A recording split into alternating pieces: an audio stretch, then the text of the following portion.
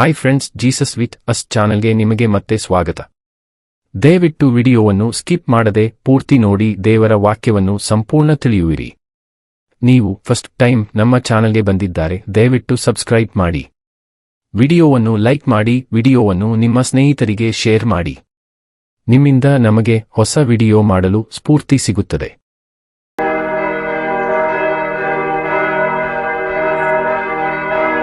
ಯೆಹೋಶುವ ಅಧ್ಯಾಯ 13. ಯೆಹೋಶುವನು ಇಸ್ರಾಯೇಲರಿಗೆ ಕಾನಾನ್ ದೇಶವನ್ನು ಹಂಚಿಕೊಟ್ಟದ್ದು. ದೇಶವನ್ನು ಹಂಚಿಕೊಡಬೇಕೆಂಬ ಅಪ್ಪಣೆ. ಯೆಹೋಶುವನು ದಿನ ತುಂಬಿದ ಮುದುಕನಾಗಲು ಯೆಹೋವನು ಅವನಿಗೆ, ನೀನು ಈಗ ಮುದುಕನಾದಿ, ಸ್ವಾಧೀನ ಮಾಡಿಕೊಳ್ಳತಕ್ಕ ದೇಶಗಳು ಇನ್ನೂ ಬಹಳ ಇರುತ್ತವೆ. ಅವು ಯಾವುವೆಂದರೆ, ಐಗುಪ್ತದ ಈಚೆಯಲ್ಲಿರುವ ಶೀಹೋರ್ ಹಳ್ಳ ಮೊದಲುಗೊಂಡು ಕಾನಾನ್ಯರಿಗೆ ಸೇರಿದ್ದ ಉತ್ತರ ಮೇರೆಯಾದ ಎಕ್ರೋನಿನವರೆಗಿದ್ದು, ಗಾಜಾ, ಅಷ್ಟೋದ್, ಅಸ್ಕೆಲೋನ್, ಗತೂರ್, ಎಕ್ರೋನ್ ಎಂಬ ಪಟ್ಟಣಗಳ 5 ಮಂದಿ ಫಿಲಿಷ್ಟಿಯ ಪ್ರಭುಗಳ ಸ್ವಾಧೀನದಲ್ಲಿದ್ದಂಥ ಫಿಲಿಷ್ಟಿಯ ಪ್ರಾಂತ್ಯವು, ಗೆಷೂರ್ಯರ ಸೀಮೆಯು, ದಕ್ಷಿಣದಲ್ಲಿದ್ದ ಅವ್ವಿಯರ ದೇಶವು, ಇವುಗಳು ಚೀದೋನ್ಯರಿಗೆ ಸೇರಿದ ಮೆಯಾರ ಮೊದಲುಗೊಂಡು ಅಮೋರಿಯರ ಮೇರೆಯಾದ ಅಫೇಕದವರೆಗಿರುವ ಕಾನಾನ್ಯರ ದೇಶವು, ಗೆಬಾಲ್ಯರ ಸೀಮೆ, ಹೆರ್ಮೋನ್ ಬೆಟ್ಟದ ಬುಡದಲ್ಲಿರುವ ಬಾಲ್ಗಾದಿನಿಂದ ಹಾಮಾತಿನ ದಾರಿಯವರೆಗಿರುವ ಲೆಬನೋನಿನ ಪೂರ್ವ ಪ್ರದೇಶ, ಒಟ್ಟಾರೆ ಲೆಬನೋನಿನಿಂದ ಮಿಸ್ರೆಪೋತ್ಮಯೀಮಿನವರೆಗಿರುವ ಚೀದೋನ್ಯರ ಎಲ್ಲಾ ಪರ್ವತ ಪ್ರಾಂತ್ಯಗಳು ಇವೆ. ನಾನೇ ಈ ಎಲ್ಲಾ ಜನಾಂಗಗಳನ್ನು ಇಸ್ರಾಯೇಲ್ಯರ ಎದುರಿನಿಂದ ಹೊರಡಿಸಿಬಿಡುವೆನು. ನೀನಾದರೋ ನಾನು ಮೊದಲೇ ಆಜ್ಞಾಪಿಸಿದಂತೆ ಇಸ್ರಾಯೇಲ್ಯರಿಗೆ ದೇಶವನ್ನು ಹಂಚಿಕೊಡುವಾಗ ಇವುಗಳನ್ನೂ ಸೇರಿಸಿ ದೇಶವನ್ನೆಲ್ಲ 9 ಕುಲಗಳಿಗೂ ಮನುಷ್ಯ ಕುಲದ ಅರ್ಧ ಜನರಿಗೂ ಪಾಲು ಮಾಡಿಕೊಡು ಅಂದನು. ಯೋರ್ದನಿನ ಪೂರ್ವದಲ್ಲಿ 2.5 ಕುಲಗಳಿಗೆ ಸಿಕ್ಕಿದ ಸ್ವಾಸ್ಥ್ಯ. ಮನುಷ್ಯ ಕುಲದ ಉಳಿದ ಅರ್ಧ ಜನರಿಗೂ ರೂಬೇನ್ಯರಿಗೂ ಗಾದ್ಯರಿಗೂ ಮೋಶೆಯಿಂದ ಯೋರ್ದನಿನ ಆಚೆಯಲ್ಲೇ ಸ್ವಾಸ್ಥ್ಯವು ದೊರಕಿತು. ಯೆಹೋವನ ಸೇವಕನಾದ ಮೋಶೆಯು ಅವರಿಗೆ ಕೊಟ್ಟ ಪ್ರಾಂತ್ಯಗಳು ಯಾವುವೆಂದರೆ, ಅರ್ನೋನ್ ತಗ್ಗಿನ ಅಂಚಿನಲ್ಲಿದ್ದ ಅರೋಯೇರ್ ಪಟ್ಟಣವು ಮತ್ತು ತಗ್ಗಿನಲ್ಲಿಯೇ ಇದ್ದ ಪಟ್ಟಣವು, ಇವು ಮೊದಲುಗೊಂಡು ದಿಬೋನಿನವರೆಗೆ ವಿಸ್ತರಿಸಿಕೊಂಡಿರುವ ಮೆದೆಬದ ತಪ್ಪಲ ಸೀಮೆ, ಹೆಷ್ಬೋನಿನಲ್ಲಿ ಆಳುತ್ತಿದ್ದ ಅಮೋರಿಯ ಅರಸನಾದ ಶೀಹೋನನ ವಶದಲ್ಲಿದ್ದು ಅಮ್ಮೋನಿಯರ ಮೇರೆಯ ಈಚೆಗಿದ್ದಂಥ ಎಲ್ಲಾ ಪಟ್ಟಣಗಳು, ಗಿಲ್ಯಾದ್ ಸೀಮೆಯು, ಗೆಷೂರ್ಯರ ಮತ್ತು ಮಾಕತಿಯರ ಪ್ರಾಂತ್ಯಗಳು, ಹೆರ್ಮೋನ್ ಬೆಟ್ಟದ ಮೇಲಿನ ಎಲ್ಲಾ ಪ್ರದೇಶವು, ಅಷ್ಟರೋತ್, ಎದ್ರೈ ಎಂಬ ಊರುಗಳಲ್ಲಿ ಆಳುತ್ತಿದ್ದ ರೆಫಾಯರ ವಂಶಸ್ಥನಾದ ಓಗನ ರಾಜ್ಯವಾಗಿದ್ದು, ಸಲ್ಕಾ ಪಟ್ಟಣದವರೆಗೆ ವಿಸ್ತರಿಸಿಕೊಂಡಿದ್ದ ಬಾಷಾನಿನ ಎಲ್ಲಾ ಪ್ರಾಂತ್ಯಗಳು ಇವುಗಳೇ. ಮೋಶೆಯೇ ಅವರನ್ನು ಜಯಿಸಿ ಅವರ ದೇಶಗಳನ್ನು ಸ್ವಾಧೀನ ಮಾಡಿಕೊಂಡಿದ್ದನು. ಇಸ್ರಾಯೇಲ್ಯರು ಗೆಷೂರ್ಯರನ್ನೂ ಮಾಕತಿಯರನ್ನೂ ದೇಶದೊಳಗಿಂದ ಅಟ್ಟಿಬಿಡಲಿಲ್ಲ. ಅವರು ಇಂದಿನವರೆಗೂ ಇಸ್ರಾಯೇಲ್ಯರ ಮಧ್ಯದಲ್ಲಿಯೇ ಇರುತ್ತಾರೆ. ಲೇವಿ ಕುಲದವರಿಗೆ ಮಾತ್ರ ಪಾಲು ಸಿಕ್ಕಲಿಲ್ಲ. ಇಸ್ರಾಯೇಲ್ ದೇವರಾದ ಯೆಹೋವನು ಆಜ್ಞಾಪಿಸಿದಂತೆ ಆತನ ಯಜ್ಞಶೇಷವೇ ಅವರ ಸ್ವಾಸ್ಥ್ಯ.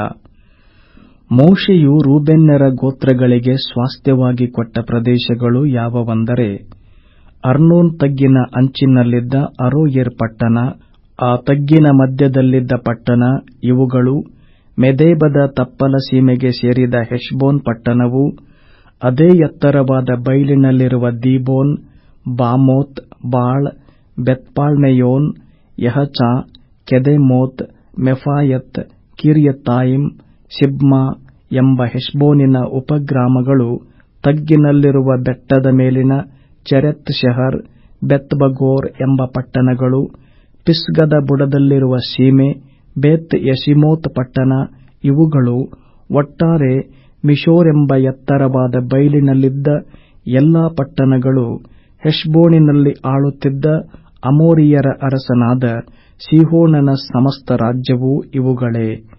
ಮೋಶೆಯು ಆ ದೇಶದಲ್ಲಿ ವಾಸವಾಗಿದ್ದ ಸೀಹೋನರನ್ನು, ಏವಿ, ರೆಕೆಮ್, ಚೂರ್, ಹೂರ್, ರೇಬಾ ಎಂಬ ಮಿದ್ಯಾನ್ ಪ್ರಭುಗಳಾಗಿರುವ ಅವನ ಸರದಾರರನ್ನು ಹೊಡೆದು ಹಾಕಿದನು. ಇಸ್ರಾಯೇಲರು ಕತ್ತಿಯಿಂದ ಸಂಹರಿಸಿದವರಲ್ಲಿ ಬೇಯೋರನ ಮಗನೂ ಶಕುನ ನೋಡುವವನೂ ಆಗಿದ್ದ ಬಿಳಾಮನೂ ಇದ್ದನು. ಯೊರ್ದನ್ ಹೊಳೆಯು ರೂಬೇನ್ಯರ ಪಡುವನ ಮೇರೆಯಾಗಿತ್ತು. ರೂಬೇನ್ ಗೋತ್ರಗಳಿಗೆ ಸ್ವಾಸ್ಥ್ಯವಾಗಿ ಸಿಕ್ಕಿದ ಗ್ರಾಮ ನಗರಗಳು ಇವೇ.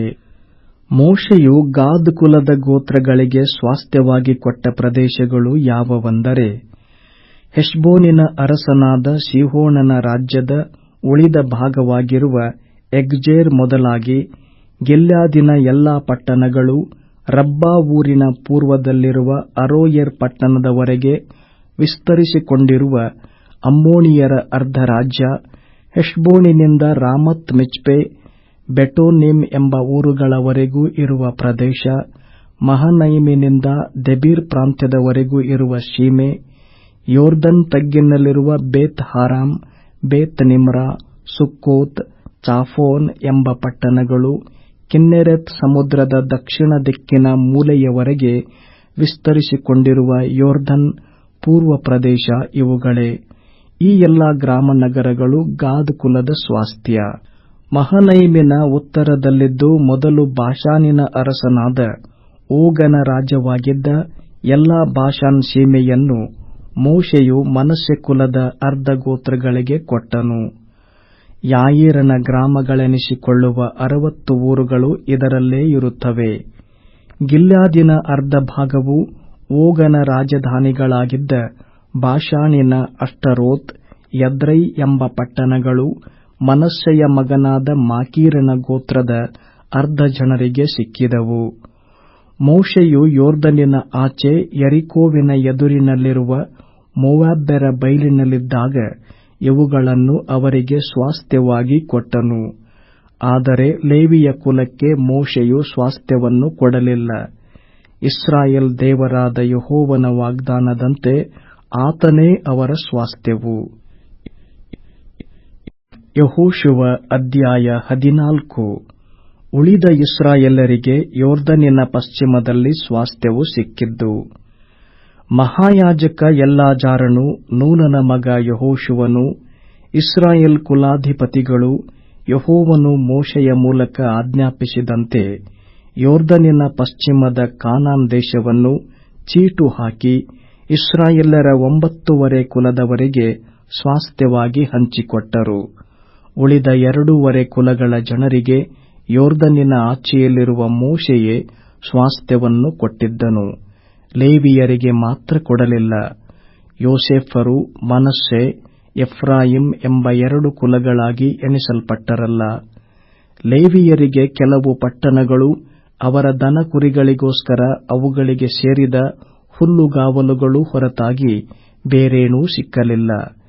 ಯೆಹೋವನು ಮೋಶೆಗೆ ಆಜ್ಞಾಪಿಸಿದಂತೆಯೇ ಇಸ್ರಾಯೇಲ್ಯರು ದೇಶವನ್ನು ಹಂಚಿಕೊಂಡರು. ಕಾಲೇಬನ ಸ್ವಾಸ್ಥ್ಯವು. ಯೆಹೋಶುವನು ಗಿಲ್ಗಾಲಿನಲ್ಲಿದ್ದಾಗ ಯೆಹೂದ ಕುಲದವರು ಅವನ ಬಳಿಗೆ ಬಂದರು. ಅವರಲ್ಲಿ ಕೆನಿಜ್ಜೀಯನೂ ಯೆಫುನ್ನೆಯ ಮಗನೂ ಆದ ಕಾಲೇಬನು ಅವನಿಗೆ, ಯೆಹೋವನು ಕಾದೇಶ್ ಬರ್ನೇಯದಲ್ಲಿ ನಮ್ಮಿಬ್ಬರ ವಿಷಯವಾಗಿ ದೇವರ ಮನುಷ್ಯನಾದ ಮೋಶೆಗೆ ಹೇಳಿದ್ದು ನಿನಗೆ ಗೊತ್ತಿರುವುದಷ್ಟೇ. ಯೆಹೋವನ ಸೇವಕನಾದ ಮೋಶೆಯು ಈ ದೇಶವನ್ನು ಸಂಚರಿಸಿ ನೋಡುವುದಕ್ಕೋಸ್ಕರ ಕಾದೇಶ್ ಬರ್ನೇಯದಿಂದ ನನ್ನನ್ನು ಕಳುಹಿಸಿದಾಗ ನನಗೆ 40 ವರುಷವಾಗಿತ್ತು. ನನ್ನ ಜೊತೆಯಲ್ಲೇ ಬಂದಿದ್ದ ಸಹೋದರರು ಜನರನ್ನು ಎದೆಗೆಡಿಸಿದರು. ನಾನಾದರೋ ನನ್ನ ದೇವರಾದ ಯೆಹೋವನನ್ನೇ ಸಂಪೂರ್ಣವಾಗಿ ನಂಬಿಕೊಂಡು ಯಥಾರ್ಥವನ್ನೇ ಹೇಳಿದೆನು. ಮೋಶೆಯು ಆ ದಿವಸ, ನೀನು ಪೂರ್ಣ ಮನಸ್ಸಿನಿಂದ ನನ್ನ ದೇವರಾದ ಯೆಹೋವನನ್ನು ಹೊಂದಿಕೊಂಡದರಿಂದ ನೀನು ಸಂಚರಿಸಿದ ಪ್ರದೇಶವು ನಿನಗೂ ನಿನ್ನ ಸಂತಾನದವರಿಗೂ ಶಾಶ್ವತ ಸ್ವಾಸ್ಥ್ಯವಾಗುವುದು ಎಂದು ಪ್ರಮಾಣ ಮಾಡಿ ನನಗೆ ಹೇಳಿದನು. ಯೆಹೋವನು ಈ ಮಾತುಗಳನ್ನು ಮೋಶೆಗೆ ಹೇಳಿದಂದಿನಿಂದ ಇಸ್ರಾಯೇಲ್ಯರು ಅರಣ್ಯದಲ್ಲಿ ಅಲೆಯುತ್ತಿದ್ದ ವರುಷಗಳು ಸೇರಿ 45 ವರುಷಗಳು ದಾಟಿದವು. ಯೆಹೋವನು ತಾನು ನುಡಿದಂತೆಯೇ ಈ ಕಾಲವೆಲ್ಲ ನನ್ನನ್ನು ಜೀವದಿಂದುಳಿಸಿದ್ದಾನೆ. ಈಗ ನಾನು 85 ವರುಷದವನಾಗಿದ್ದೇನೆ. ಮೋಶೆಯು ನನ್ನನ್ನು ಕಳುಹಿಸಿದಾಗ ನನಗೆಷ್ಟು ಬಲವಿತ್ತೋ ಈಗಲೂ ಅಷ್ಟಿದೆ. ಯುದ್ಧ ಮಾಡುವುದಕ್ಕೂ ವಿಶೇಷ ಕಾರ್ಯಗಳನ್ನು ನಿರ್ವಹಿಸುವುದಕ್ಕೂ ನನಗೆ ಮುಂಚಿನಂತೆಯೇ ಶಕ್ತಿಯಿರುತ್ತದೆ. ಹೀಗಿರಲಾಗಿ ಯೆಹೋವನು ಆ ದಿನದಲ್ಲಿ ಸೂಚಿಸಿದಂಥ ಈ ಪರ್ವತ ಪ್ರದೇಶವನ್ನು ನನಗೆ ಕೊಡು. ಇದರಲ್ಲಿ ಉನ್ನತ ಪುರುಷರಿರುತ್ತಾರೆಂದೂ ಇದರ ಪಟ್ಟಣಗಳು ದೊಡ್ಡವೂ ಕೋಟೆ ಕೊತ್ತಲುಗಳುಳ್ಳವೂ ಆಗಿವೆ ಎಂದು ಆ ಕಾಲದಲ್ಲಿ ನೀನು ಕೇಳಿದಿಯಲ್ಲ. ಅವರೆಲ್ಲರನ್ನೂ ಓಡಿಸಿಬಿಡುವುದಕ್ಕೋಸ್ಕರ ಯೆಹೋವನು ತನ್ನ ಮಾತಿಗನುಸಾರವಾಗಿ ನನಗೆ ಸಹಾಯ ಮಾಡುವನೆಂದು ನಿರೀಕ್ಷಿಸಿಕೊಂಡಿದ್ದೇನೆ ಅಂದನು. ಆಗ ಯೆಹೋಶುವನು ಯೆಫುನ್ನೆಯ ಮಗನಾದ ಕಾಲೇಬನನ್ನು ಆಶೀರ್ವದಿಸಿ ಹೆಬ್ರೋನ್ ಪಟ್ಟಣವನ್ನು ಅವನಿಗೆ ಸ್ವಾಸ್ಥ್ಯವಾಗಿ ಕೊಟ್ಟನು. ಕೆನಿಜ್ಜೀಯನಾದ ಯೆಫುನ್ನೆಯ ಮಗ ಕಾಲೇಬನು ಇಸ್ರಾಯೇಲ್ ದೇವರಾದ ಯೆಹೋವನನ್ನು ಸಂಪೂರ್ಣವಾಗಿ ಹೊಂದಿಕೊಂಡದರಿಂದ ಹೆಬ್ರೋನ್ ಅವನಿಗೆ ಸ್ವಾಸ್ಥ್ಯವಾಗಿ ಸಿಕ್ಕಿತು. ಅದು ಇಂದಿನವರೆಗೂ ಅವನದೇ ಆಗಿರುತ್ತದೆ. ಅದರ ಮುಂಚಿನ ಹೆಸರು ಕಿರಿಯತ್ ಅರ್ಬ ಎಂಬುದು. ಅರ್ಬ ಎಂಬವನು ಉನ್ನತ ಪುರುಷರಲ್ಲಿ ಪ್ರಮುಖನು. ಯುದ್ಧವು ನಿಂತು ದೇಶದಲ್ಲಿ ಸಮಾಧಾನ ಉಂಟಾಯಿತು.